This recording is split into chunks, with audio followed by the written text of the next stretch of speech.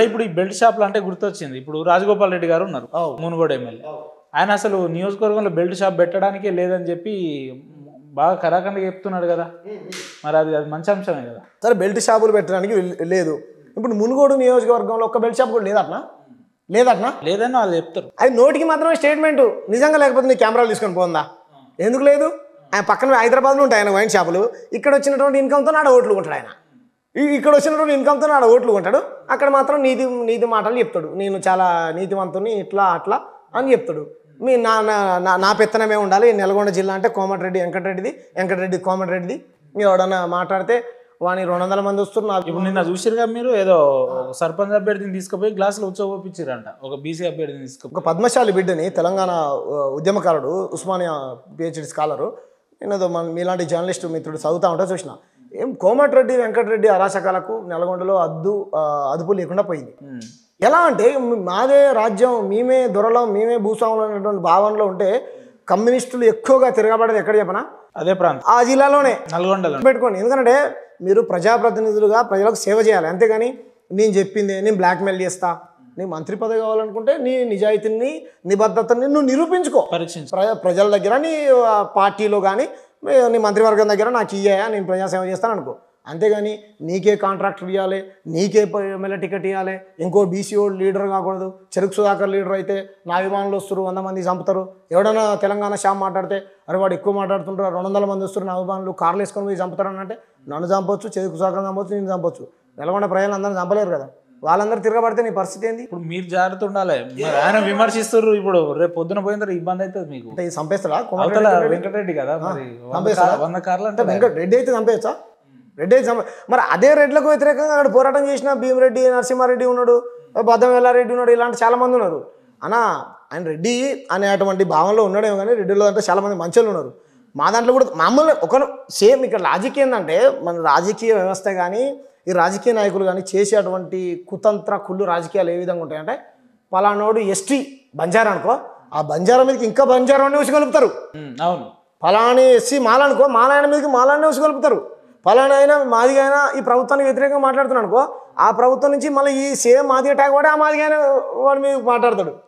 చూడండి ఎంత దుర్మార్గం, బ్యాలెన్సింగ్ ఇది. అరే వాడు మాట్లాడే కాజ్ ఏంటి, వాడు దేని గురించి మాట్లాడుతాడు అది పట్టించుకోరు. నువ్వు మా లీడర్ అంటే వారా అంటారు, నువ్వు ఎవడరా అంటే నేను వేసిన అనుకో, నేను కూడా వేసినారా అయితే ఏంద్రా అని అంటున్నాడు. కాబట్టి ఈ రకంగా రాజకీయ నాయకులు కింది కులాలని, ఈ SC ST BC బహుజన వర్గాలని అధికారానికి లేకపోతే నిర్ణయం తీసుకునేటువంటి, అంటే ఇప్పుడు నిలబడే సర్పంచ్లు, ఎంపీటీసీలు, జెడ్పీటీసీలు వీళ్ళు SCలు STలు కింది స్థాయి వర్గాలంతా కూడా వీళ్ళు చెప్పినట్టేనా? పవర్ లేనటువంటి వాళ్ళు నా దృష్టిలో. నేను ఇప్పుడు ఇంతమంది గిరిజన బిడ్డల్ని చంపేసిరన్న రాష్ట్రంలో. రోజుకో గిరిజనుల మీద దాడులు జరుగుతున్నాయి. గిరిజన ట్యాగ్ వాడి ఇప్పుడు ఎవరైనా గిరిజన మంత్రి ఉన్నాడా నాకు తెలియదు.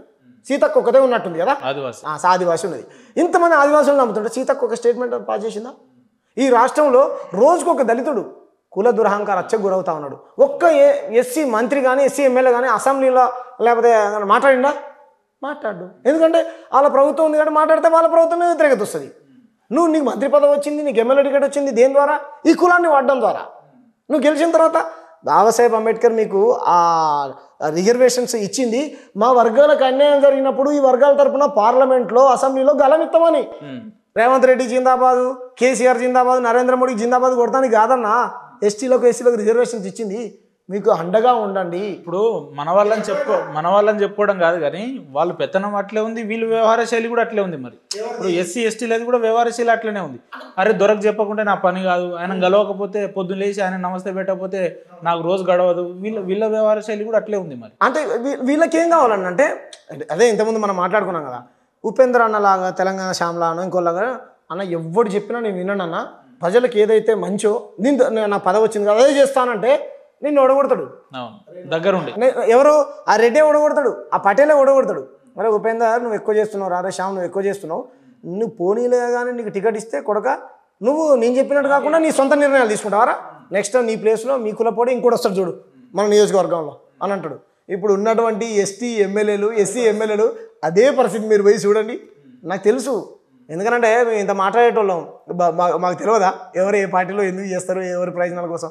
వాళ్ళకు పదవులు కావాలి. ఉదాహరణకు చెప్పాలంటే డోర్నకల్ రామచంద్ర నాయక్, రామచంద్ర మహబాద్ మురళీ నాయక్, ఈయన ఏ పార్టీలో ఉన్నాడు, బలరాం నాయక్, వీళ్ళు ముగ్గురు వేం నరేందర్ రెడ్డికి చెప్పకుండా ఒక్క సంతకం కూడా పెట్టరు. ఆయన ఉన్నాడుగా మంత్రి పొంగులేటి శ్రీనివాసరెడ్డి చెప్పకుండా ఏమైనా చేస్తారు వీళ్ళు? వీళ్ళకి చెప్పకుండా ఒక్క గ్రీన్ పెన్ సంతకం కూడా పెట్టరు. మీకు ప్రజలు ఓట్లేసింది ప్రజలు కదా, నువ్వు ప్రజలను అడిగి నిర్ణయం తీసుకోవాలి కదా. మంత్రితో నీకు ఆయనతో ఏం సంబంధం? ఎవరు మన ఆయన ఉన్నాడు పొంగులేటి శ్రీనివాసరెడ్డితో ఏం సంబంధం? కాబట్టి మనలకు కనీసం ఇక అనకూడదు కానీ దోపిడీ చేయడం కూడా రాదు. రెడ్డి ఆయన దొంగతనం చేసిండు అనుకో, ఫర్ ఎగ్జాంపుల్ కోట్ల రూపాయలు స్కామ్ చేసిన మళ్ళీ రెడ్డి ఉన్నాడు, ఆయన స్కామ్ చేస్తే దొరకడు. మనడు ఆయన మందుల సామెలు ఉన్నాడు తుంగతుర్తి ఎమ్మెల్యే, 50,000 అడిగితే దొరికిపోయింది. 50,000 తీసుకుంటూ దొరికిపోయిండు. సరే తీసుకోవడం కూడా తప్పే, తీసుకున్నాడా లేదా అని అంటే నేనైతే తీసుకోలేదు, నా మీద అభాండాలు మోపుతా ఉన్నారా మందుల సామెలు చెప్పే ప్రయత్నం చేసిండు. కానీ నేనేమంటున్నా అంటే అరే పెద్ద కోట్ల రూపాయలు సంపాదించుకున్నటువంటి పెద్ద పెద్ద కులస్తుల లీడర్లు ప్రజాప్రతినిధులు దొరకరు, కింద కులాలలో దొరుకుతారు. ఎందుకు దొరుకుతాడు? ఆయన నీలమ్మ దాన్న ఉన్నాడు పాపం, ఆయన చాలా మంచోడు. ఆయన నీ దగ్గర 100 కోట్లు ఎక్కడే అని అంటాడు. ముదిరాజు దగ్గర 100 కోట్లు ఉండకూడదు నీలమ్మ దాన్న దగ్గర, కానీ రెడ్డి ఆయన దగ్గర మాత్రం ఇంతకు మించి ఉండొచ్చు. మరి ఆయనది ఎక్కడి అని అడగవు. మనం మైబాద్ నుంచి డోర్నకాలు పోతా ఉంటే ఒక దొర పటేల్ది భూమి ఉంటుంది, 15 నిమిషాలు వాళ్ళ పొలంలో ట్రైన్ పారుతుంది అన్న, ట్రైన్ పోతుంది ఇట్లా, అంత భూమి ఆయనదే. 15 నిమిషాలు పోతుంది ట్రైన్ స్పీడ్, 15 నిమిషాలు అంటే 100 కిలోమీటర్ల స్పీడ్తో పోతుంది అనుకుందాం. అంటే ఎన్ని ఎకరాల భూమి చెప్పు. మరి అది ఎక్కడితో అడిగిర్రా? ఇగో ఈ తెలంగాణలో ఒక ఫ్యూడల్ భావజాలం కలిగినటువంటి వ్యక్తులకు వ్యతిరేకంగా పోరాటం చేసినటువంటి వ్యక్తులనా?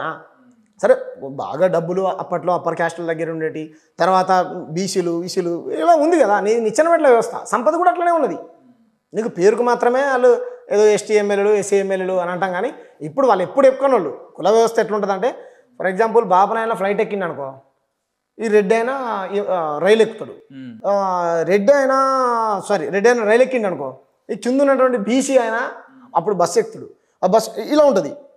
రెడ్డి అయినా సైకిల్ కొంటే మనోడు ఈ సైకిల్ నుంచి ఆయన బండికి పోయేలోపు మనోడు సైకిల్ కొంటాడు, కింది వర్గాల ప్రజలు. ఈయన కారు కొనేలోపు వీడు బండి కొంటాడు, ఆయన ఫ్లైట్ ఎక్కేలోపు వీడు కారు ఎక్కుతాడు, అప్డేట్.